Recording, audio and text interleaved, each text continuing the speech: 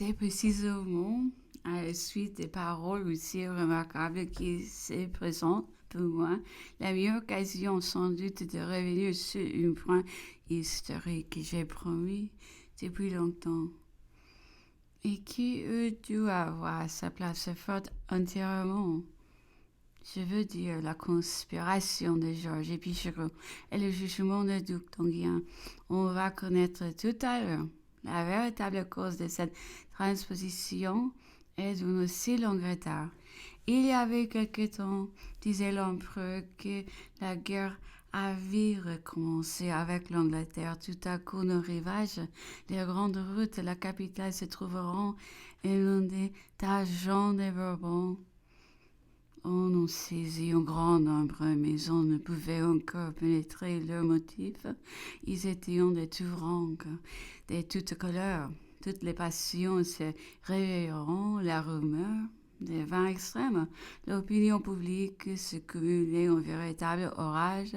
Les cris devenaient les plus sombres. La police était aux abois et ne pouvait rien obtenir. Ce fut ma sagacité qui me sauva remarqué. Napoléon me relevant dans la nuit ainsi que cela m'était fort ordinaire, peut travailler les arts qui gouvernaient le monde, me fit jeter les yeux sur un des derniers rapports de la police contenant les noms de ceux qu'on avait déjà arrêtés pour cette affaire dont on ne tenait encore aucun fil. J'ai aperçu une chirurgienne des armées. Je ne doutais pas qu'un tel homme ne fût plutôt un intrigant qu'une fanatique dévouée. Je fis diriger aussitôt sur lui tous les moyens propres à obtenir un prompt aveu.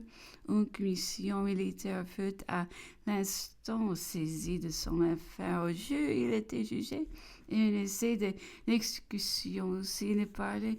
Une demi-heure après, il avait découvert jusqu'au plus petit détail, alors inconnu, toute la nature et l'étendue du complot eut dit à l'ordre. Et bientôt après, on sut les intrigues de Moreau, la présence de Pichegru à Paris. J'ai passé tous les détails de cette affaire. On peut le voir dans les lettres écrites du Cap en réfutation de celle du docteur Warren et dans l'ouvrage de M. O'Meara. Les miens seraient précisément les mêmes qui se dénient. Ils viennent tous de la même source.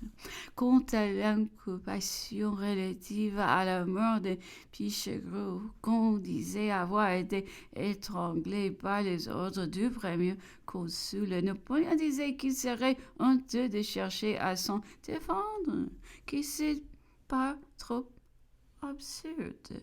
Que pouvais-je y gagner, faisait-il observer. Un homme de mon caractère n'agit pas sans des grands motifs. M'a-t-on jamais vu verser le sang par caprice?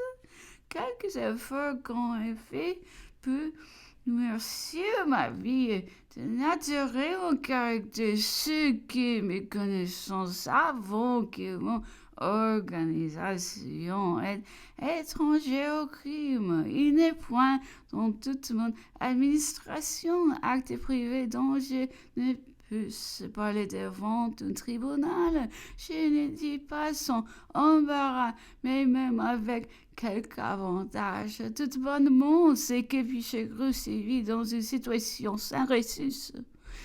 Son âme forte ne peut envisager l'infamie du supplice et désespéra de ma clémence ou la dédaigna et il se donna la mort.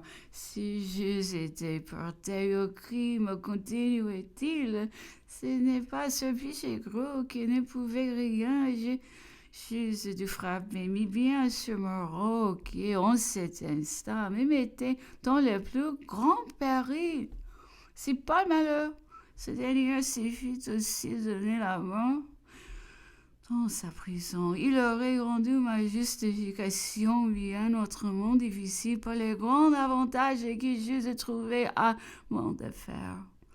Vous autres, au dehors, et les royalistes, fascinés au-dedans, vous n'avez jamais connu l'esprit de la France. Puis j'ai cru une fois démasqué comme traître à la nation, n'avait plus l'intérêt de personne, et bien plus ses seuls rapports avec Moreau suffiront pour perdre sa vie si une foule de ses partisans l'abandonneront dans la lutte des partis.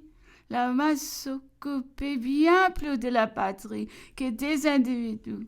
J'ai jugé si bien dans cette affaire que quand Rial vint me proposer d'arrêter Moreau, je me opposai sans hésiter. Moreau est un homme trop important, lui dis-je.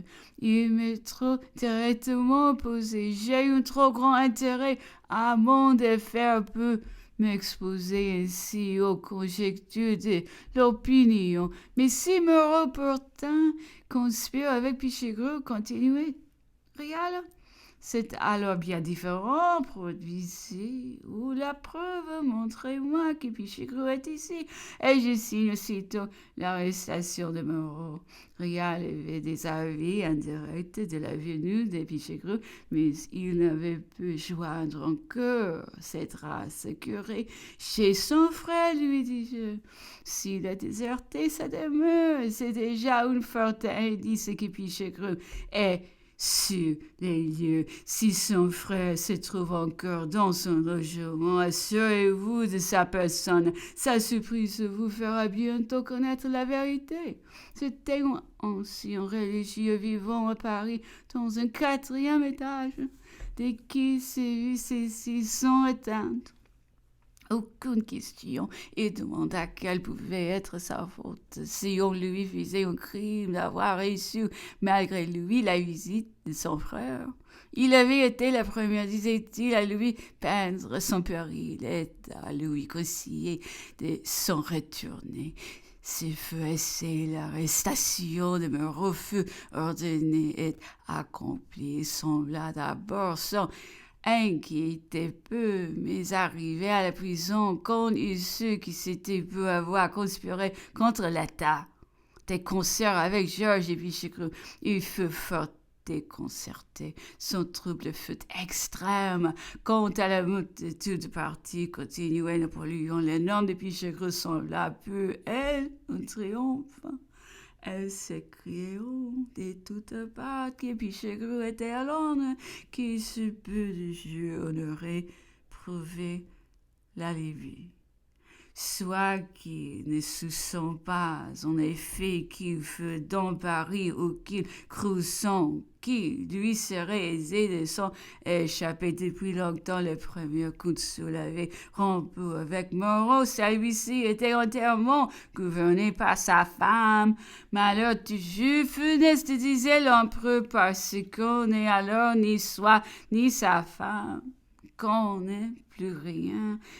Moreau se montrait tantôt bien, tantôt mal. Peu le premier consul est tantôt obséquieux, tantôt caustique. Le premier consul qui eut désiré de l'attacher si vit obligé de s'en éloigner tout à fait. Moreau finira, était-il dit parvenu, s'est cassé la figure sur les colonnes du palais, et il n'était que trop usé par les inconséquences ridicules et les prétentions de sa femme et de sa belle-mère. Celle-ci est jusqu'à vouloir disputer le pas à la femme du premier consul, le ministre des Relations extérieures avait été obligé une fois, disait Napoléon, d'employer la force peu arrêtée dans une fête ministérielle.